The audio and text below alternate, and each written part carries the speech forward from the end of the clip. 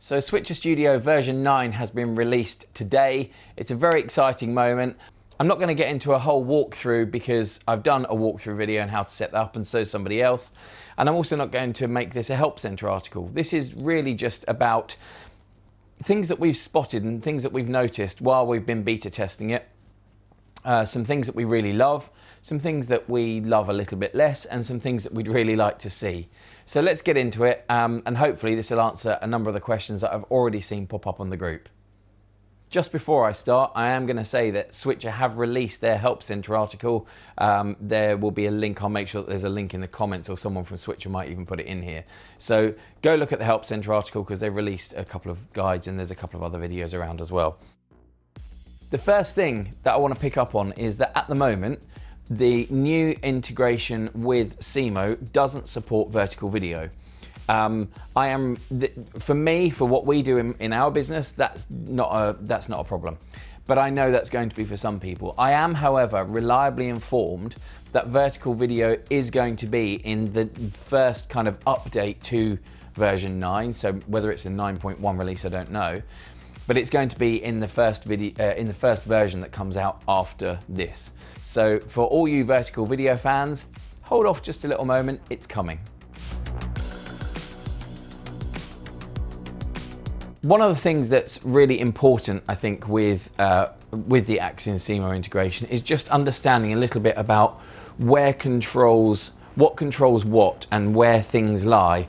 So for example, while you're used to having camera control of the iPhone within Switcher Studio, you lose all of those because effectively you're just being sent the signal from a camera. So going down the route of using the Axion Seemo, you are reliant on either having a locked off camera that you've set the color, the white balance and all of those controls for, or having a camera operator that knows how to do that for you. But you lose all of those controls within Switcher Studio because, as I said, it's simply just sending a signal through. For us, that's not been a huge limitation at all. We've had someone operate a camera, we've had a locked off fixed position where we just did the work in advance and we made sure that it sounded and that it looked good before we got started. So it's just a watch out. You've got to make sure that you get these things set up right and that you know what you're doing with the camera itself. The other thing you need to know is about director mode. So the director mode files, and I am delighted that director mode still works, by the way. Director mode works by sending the signal through to the iPhone that's connected to your iPad or whatever your Switcher device is. But those files are stored locally on that iPhone still. So that it's still being captured there, which means you can use all of those tools later on for bringing in that the remote content and then rendering out the final composition. But the director mode files are stored on that iPhone that's doing the communications bit. The other thing I'm going to say about director mode, and this is a spot that this is something we've spotted while we've been beta testing, is the files are considerably larger coming from Seemo connected devices. I'm not fully understanding of why that is, because director mode controls are set within Switcher. But if I take the example from a video that we produced last week, it was all in around an hour long. The iPhone file was around 8 gigabytes. The Seemo connected file was about 14 gigabytes. So well over 50%, probably, I don't know, is that 60% bigger? But it's a considerable amount larger, and we've noticed that even on smaller shows. And like I said, I don't understand why. I'm hoping that I'm going to be able to get that answer from Switcher. But it is a big watch out for me, because if you're limited on storage space on your device, or on your communications device, and you're using director mode, you are going to see that storage getting used a lot quicker. So again, it's a watch out. It's something that you can manage if you know, but it's something that I wasn't expecting. We've just seen it.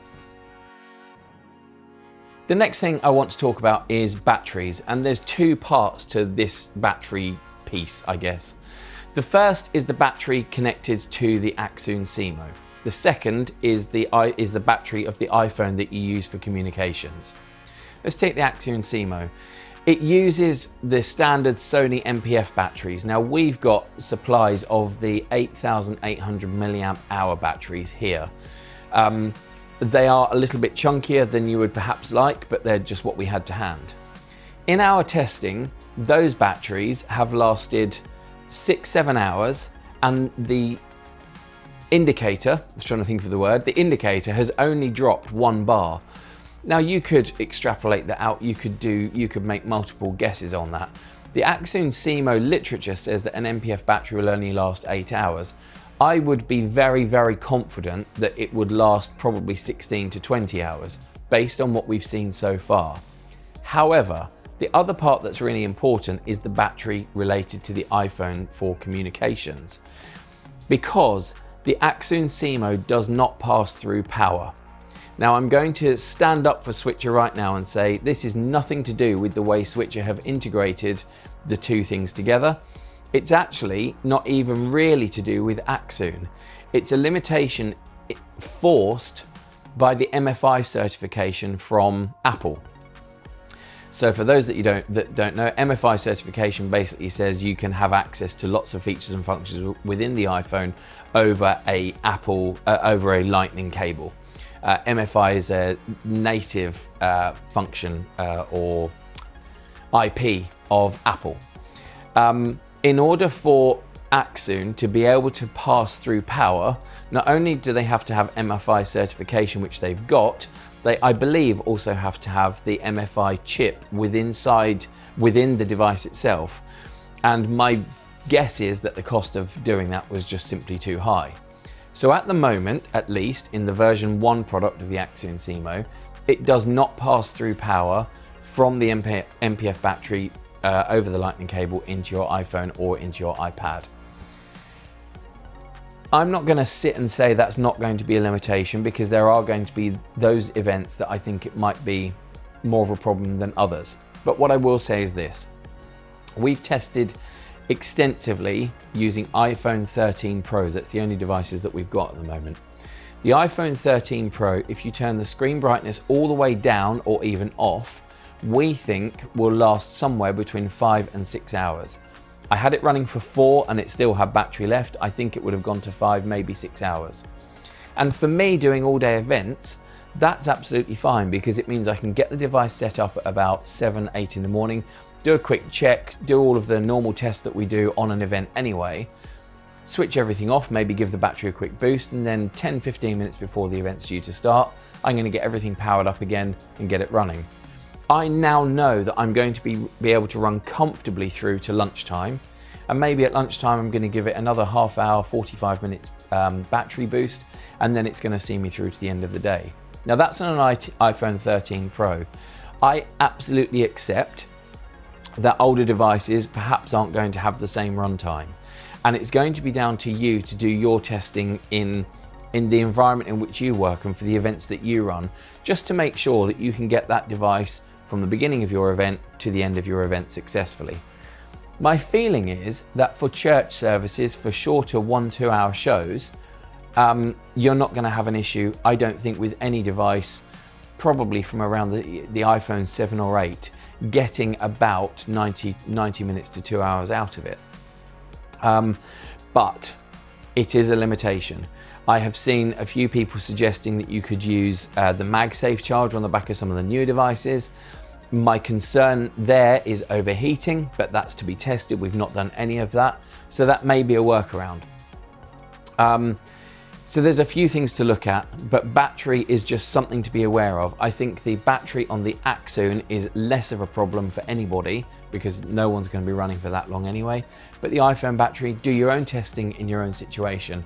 And please keep your fingers crossed that somehow Axoon managed to do a deal with Apple, get that chip in the second version so that it can pass through power, and perhaps also give us the ability to charge these externally using battery packs that we might all be carrying around anyway. That could be a voltage or a power issue, I don't know. But just things to be aware of. Very briefly, let's cover cables. So within the pack, within the Seemo pack, you get 2 cables. You get one USB-C to Lightning and one USB-C to USB-C. It's to go from the Axoon to an iPhone or Axoon to an iPad. They are the only cables that will pass this data through to the iPhone or to the iPad.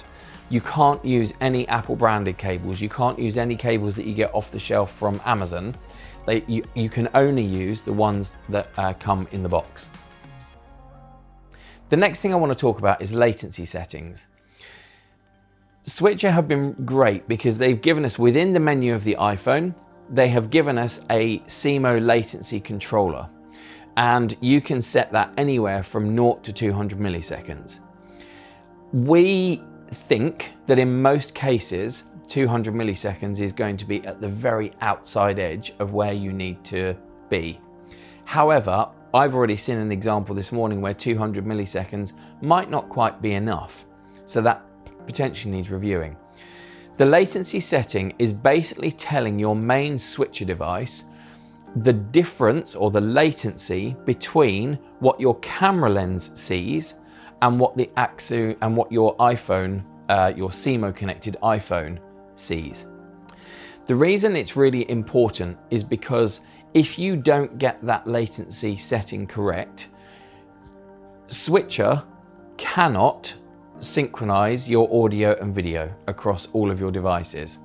Now, we've tried to push this to the limit over the last week or so. We've had iPhones, SwitcherCast and Seemo all connected on one Switcher session. And with a bit of work and a lot of testing, I will say, we got all of those to be synchronized. We got all of them in sync. Here's the thing. The latency settings is a per camera function, and it absolutely needs to be. We thought, as an example, Blackmagic cameras would all be the same.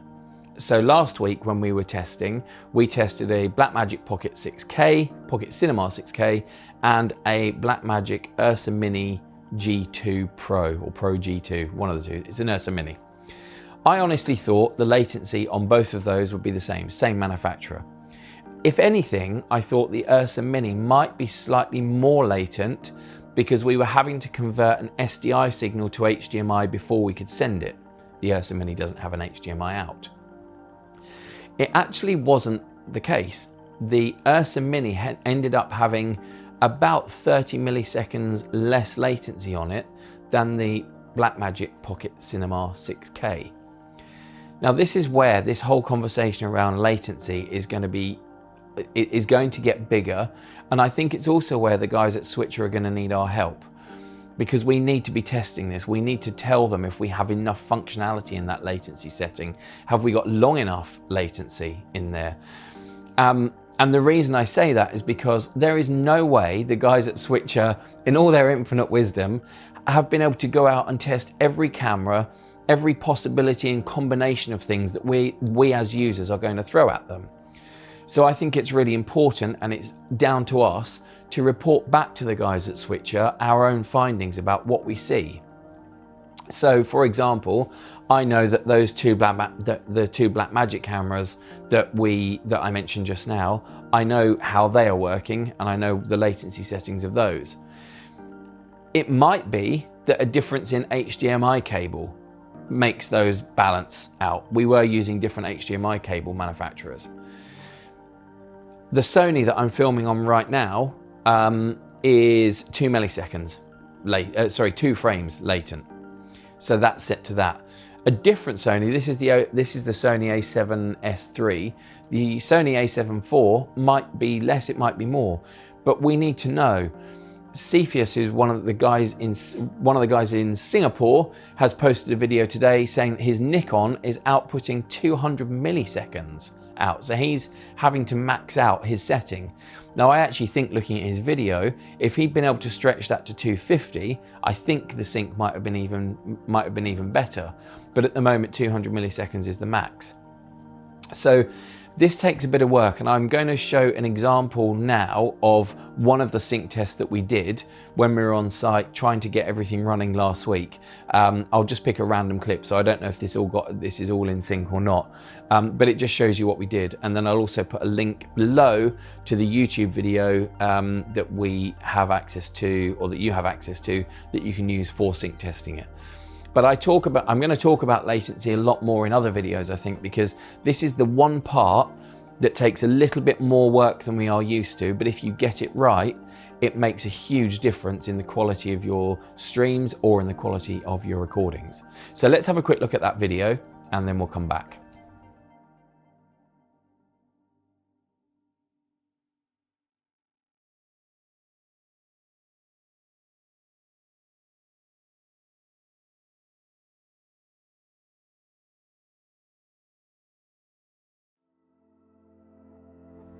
So as you saw, we were using this sync testing video from YouTube, and we were literally pointing all of the cameras that we needed to at that one video. And then, I mean, we've gone to the detail of putting that in Premiere Pro and dividing it up and putting playheads next to different things, just to try and work out what we were seeing and how it was all coming together. You have to understand, and I think you have to accept, that this might not be 100% bang on every single time. But ultimately, if you are a frame out, it's going to be an almost imperceptible difference for most people. That's not to say you don't put the time and effort into getting this right, absolutely not. But one frame out isn't going to break the stream, it's not going to look terrible. So I wouldn't obsess over this, but I think knowing what the tools are to help you get your latency settings dialed in, also understanding your kit, understanding your cables, understanding if cabling makes a difference, and I think it probably will. They're all things that you need to know and be aware of. So there's a lot to talk about on latency. Please, however, feed that back to the guys at Switcher Studio, because I'm most concerned that 200 millisecond latency setting isn't going to be high enough for some manufacturers. One thing we need to cover is talking about Wi-Fi settings. This is really important because all the time you're adding latency into your cameras, especially when you're using the Seemo integration with iPhone, you are adding latency, and it just puts a little bit more strain on the network and what Switcher is doing. And for that reason, while they're not saying don't use it, I think the recommendation, and the strong recommendation, is that you shouldn't use a Seemo connected device if you want to use low latency or standard mode in Wi-Fi. The recommendation is that you used reinforced Wi-Fi all the time. And we've tried and tested the other two options and it just doesn't work. So don't mess about with it. Set your Wi-Fi to reinforced mode and it will just keep everything buttery smooth throughout. Let's talk now about different HDMI sources, because everyone's going to jump straight in and say, oh, I can connect this camera or this camera or this camera. And the answer is absolutely yes, you can. I know there was a guy earlier that I said I would respond to.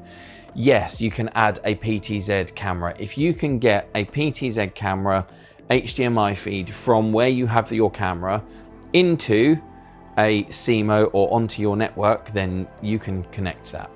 Yes, you can then use all of the PTZ controls. So you've got the remote control of it. If you've got the controller, you can set your preset location or your presets for your positions for your camera, your presets for your zoom. There's a whole load that you could do with that.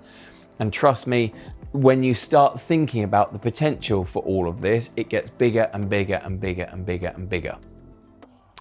I have, for example, tested running a vMix output into a Seemo device and sending that into Switcher. It was about 2 frames latent, so it was amazingly quick considering the route that it was all taking.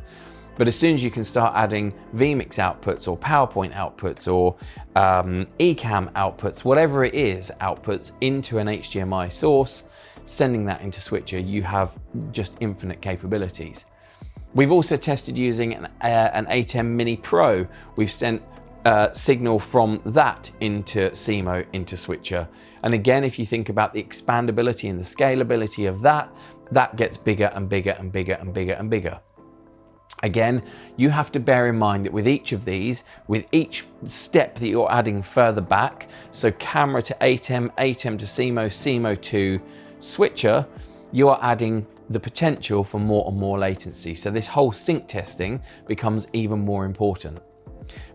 But I am super excited at the potential for scalability of this. I was just ruminating in my head last week over the idea that we could have multiple SRT connections from around the world in different locations coming into one vMix machine, sending that one signal over one box in Seemo, into Switcher for master controllers. Talking to one of the other guys from the UK here that uses Switcher, he said, well, if we can do that, we could use an OB truck, an outside broadcast truck. And again, absolutely, the capability is 100% there. But you've just got to think of two things. First of all is the latency, and I've covered that in that section just now. But the other thing, and I think perhaps the biggest limitation of this version 1 integration with Seemo is the lack of audio capability.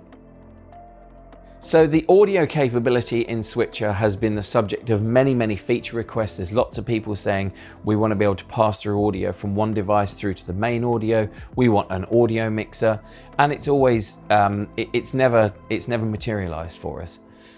I would like to think that that's in the background, in the works somewhere, because it's become a bigger and bigger issue. I think the more people are using Switcher, the bigger productions they're using it for, and also it just makes sense that we would have more audio controls.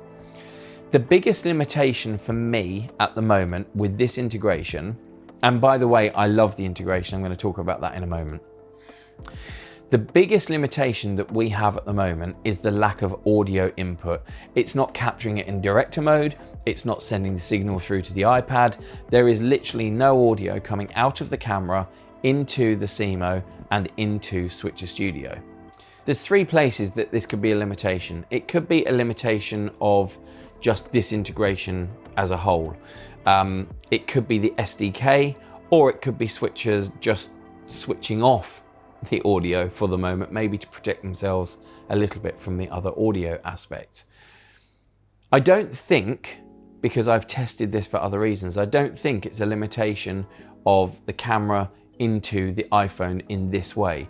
And I say that because the Axum was actually developed as an to allow an iPhone to be used as an external recorder or monitor. And I've seen audio pass through that way. So we know audio is getting through. I think it's either the SDK, which I think is a very high chance, or it's the way Switcher have implemented it for the moment. But one of those two things is stopping audio being passed through. And for me, until I can reliably record that audio or reliably capture that audio coming through this route, there is a big limitation here. Now, we have worked on ways around this. So for example, you can take an audio output from, so if I take the vMix example from earlier, if you take the video signal through Seemo, you can take the audio signal direct out, but that has to go through a digital mixing desk, and you have to be able to apply the same amount of delay between the audio to Switcher as you would from camera to Switcher, because otherwise the audio arrives too soon. So there are ways around it, it just takes a bit of thinking. But I honestly think that the combination of fixing the audio first so that we can record it in director mode, and second so that we actually have control of the audio within Switcher Studio is absolutely where this needs to go next. And our use of it will be slightly limited in some situations until that's done. So fingers crossed. Overall though, I absolutely love this integration. The potential for us to expand how we're using it, the potential for us to use bigger cameras, cover bigger venues, and seamlessly integrate both traditional cameras like the mirrorless, like the bigger broadcast cameras, with the newer iPhone kit is incredible. You have to do some work on color. You're not going to get exact color matches between an iPhone and a Sony, between an iPhone and a Blackmagic, between an iPhone and pretty much anything else. So you have to do some work on just adjusting those colors as best you can, or white balance at least at the moment, and exposure as best you can. You're not going, but accepting you're not going to get an exact match. But that said, a little bit of work can get you quite a long way, as we saw in our test event with Seemo last week. There's a couple of moments where you couldn't tell which device was which. There's a couple of moments when it's very obvious which device is which. And that's going to be the case. So you've got to accept that when you start mixing and matching. But if you're just going out and you're going to use 1 or 2 Sony cameras in this format, get your latency settings dialed in, get your audio routed direct into switcher, and it's incredible. It looks beautiful. It's really odd seeing proper depth and a really sharp, clear crystal image when you've zoomed right in on a 200mm lens in Switcher Studio, but it's a hugely rewarding thing as well. So I really love this integration. As I said, I think the limitations on audio are going to be a big factor for how far we can use it and how much we can use it in the short term. But I'm really hoping, knowing that this is a version 1 of the Axon Seemo, knowing that it's a version 1 of the integration, I'm really hoping that the guys at Switcher Studio are going to be able to push this forward over the coming weeks and months. If you have any questions about anything that I've raised, if you've got further questions still about how to use the Axon Seemo, about how you think you might be able to use it in a show, or questions about feature and functionality, I am always more than happy to ask them. Best way is to drop a comment below this video or email hello@stream.com, and we'll do our best to answer you as soon as we possibly can. But in the meantime, thanks for watching. Go try it out, and Switcher Studio, thank you very much for making this happen.